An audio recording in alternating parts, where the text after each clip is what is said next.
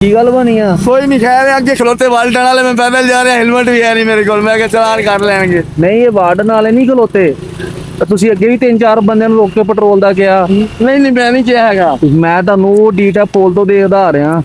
ਮੈਂ ਨਹੀਂ ਪੁੱਤਰ ਕਿਹਾ ਮੈਂ ਤੇ ਇੱਥੋਂ ਉਤਰਿਆ ਪਿੱਛੋਂ ਚੜ ਗਿਆ ਮੇਰੇ ਕੋਲ ਹੈਗਾ ਪੈਟਰੋਲ ਥੋੜਾ ਕੁ ਤੇ ਇਹ ਵਾਲਟਣ ਵਾਲੇ ਖਲੋਤੇ ਇਹਨਾਂ ਦੀ ਵਜ੍ਹਾ ਤੋਂ ਮੇਰੇ ਕੋਲ ਹੈਲਮਟ ਉਤਰਿਆ ਨਹੀਂ ਮੈਂ ਤਾਂ ਉਤਰਿਆ। ਵਾਰਡਨ ਵਾਲੇ ਤੇ ਹੁਣ ਨਾ ਹੈ ਨਾ ਅੱਗੇ ਹਾਂ ਤੁਸੀਂ ਉਹ ਡੀਟਾ ਪੁਲ ਤੋਂ ਪੈਦਲ ਆ ਰਹੇ ਆ ਔਰ ਤੁਸੀਂ ਕਿੰਨੇ ਬੰਦਿਆਂ ਨੂੰ ਹੱਥ ਦੇਤਾ।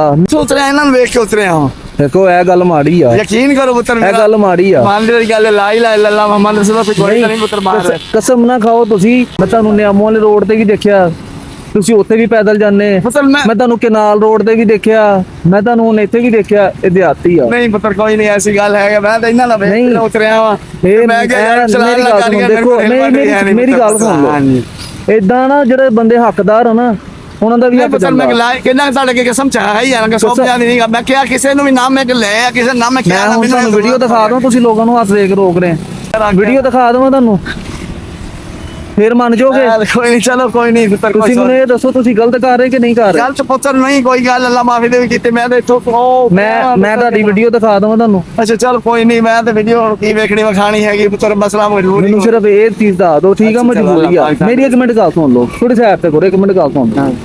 ਅਗਰ ਤੇ ਕੋਈ ਮਸਲਾ ਵਾ ਕੋਈ ਪਰੇਸ਼ਾਨੀ ਹੈ ਕੋਈ ਕੰਮ ਦੀ ਤੁਹਾਨੂੰ ਕੋਈ ਕੰਮ ਕਰਾ ਦਿੰਨੇ ਆ। ਪੁੱਤਰ ਨਹੀਂ ਕੋਈ ਐਸਾ ਰੇੜੀ ਮਸਲਾ ਬਣਾ ਦਈਏ ਤੁਹਾਨੂੰ। ਨਹੀਂ ਦੇਖੋ ਕੋਈ ਪੁੱਤਰ ਮਸਲਾ ਹੀ ਨਹੀਂ ਅਸੀਂ ਵਜਾਣੇ ਆ ਢੋਲ ਸ਼ੇਖ ਆਪਣਾ ਢੋਲ ਵਜਾਣਾ ਸਿੱਧੀ ਗੱਲ ਕਰੀਏ ਕੋਈ ਵਾਲਾ ਝੂਠ ਬੋਲਣ ਦਾ ਇਹ ਕੰਮ ਮਾੜਾ।